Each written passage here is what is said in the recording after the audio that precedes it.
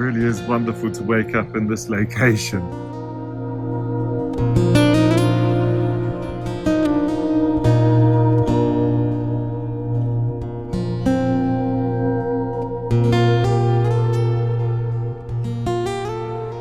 The bus dropped me here last night as it was getting dark. There's a little river between here and there that I had to jump across. And I came here and set up camp. So I'm going to reduce 12 days of food down to probably 4 days worth of food. Perhaps I can find somebody over here that can take some rubbish away with them. That mountain's looking pretty damn cool. And we've got glaciers.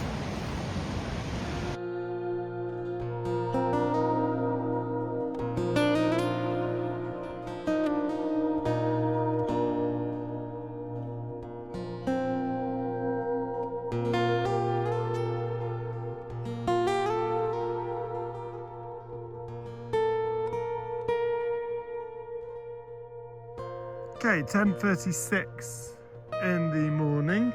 I set off from there, where you see the car moving just in front of there, and I wiggled through the countryside to the right-hand side of that river, all the way up to here. Up above me, there is this peak here. It's 1787 meters high.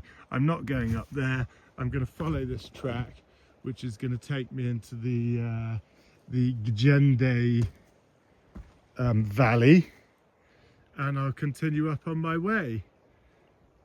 Cheerio. So 10 minutes on from the break spot, first break spot on day number 1.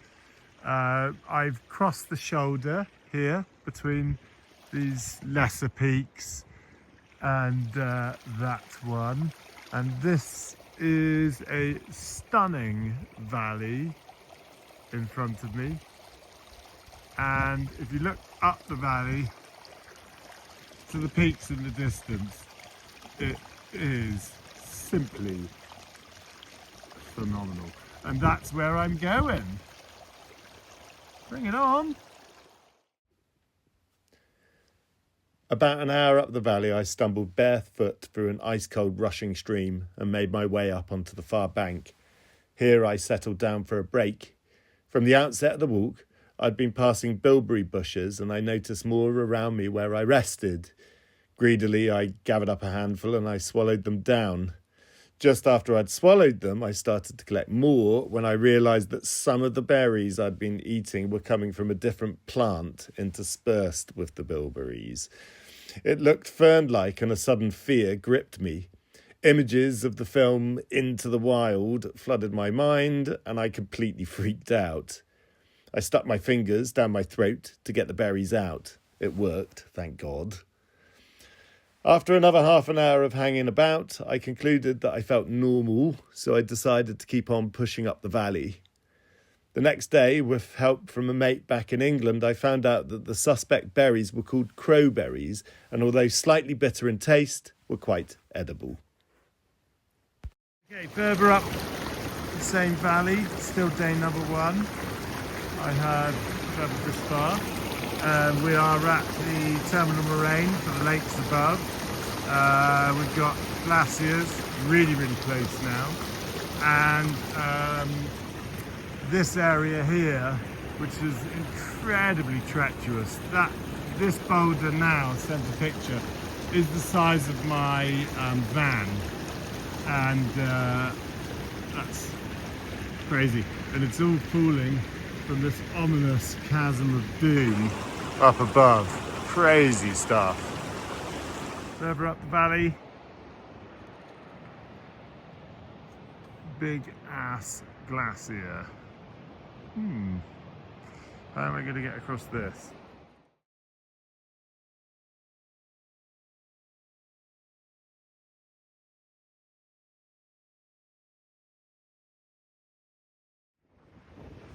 So, this is my appraisal of the situation. I was hoping to cross the river, but there wasn't a really safe place to do that.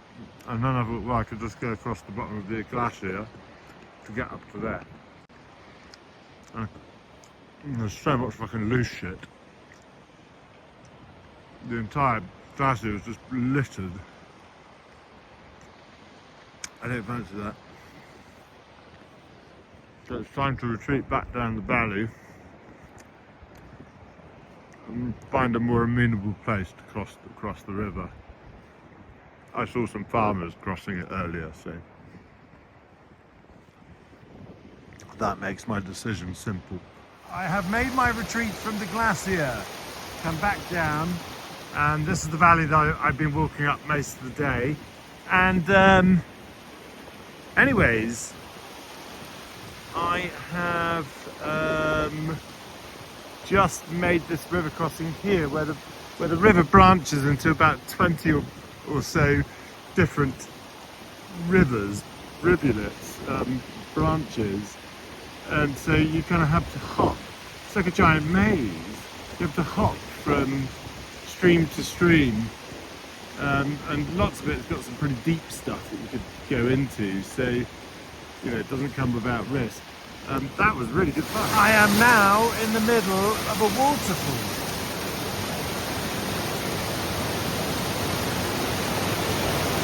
Gonna make my way across it.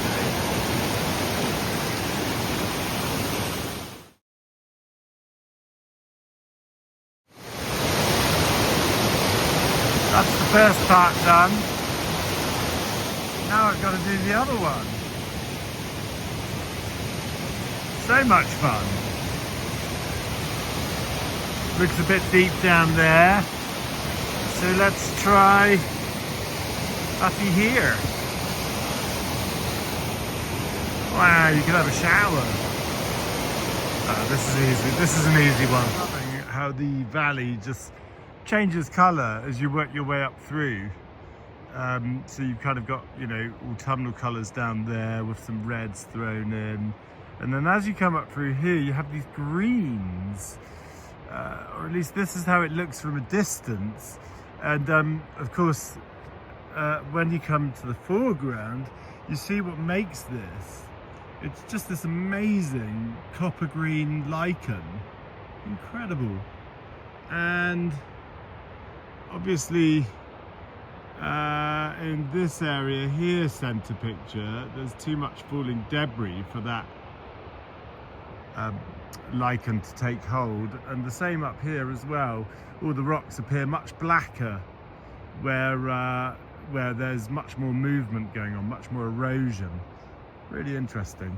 Starting to get a new view coming into sight. I haven't quite topped out yet, so I might do another video in a minute.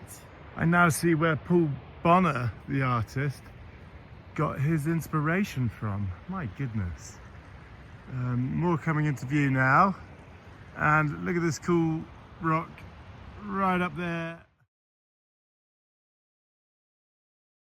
I have left the previous valley over this hump here of terminal moraine and entered a new world, kind of a fantasy land. So this is obviously our hanging lake. Remnants of glaciers holding on here. The sun has suddenly just burst through, literally in the last few seconds, and I've got some pretty huge sort of screes up above me there, and waterfalls, and it's a bloody mess up there. And I found this perfect little lunch stop here. Well, dinner stop. It's now 6 p.m. Gonna have dinner. Probably going to stop for an hour or more, and might walk up over into the sun over this ridge here to see what's beyond, and put up my tent up there later in preparation for dropping down over the other side. But wow, isn't it amazing?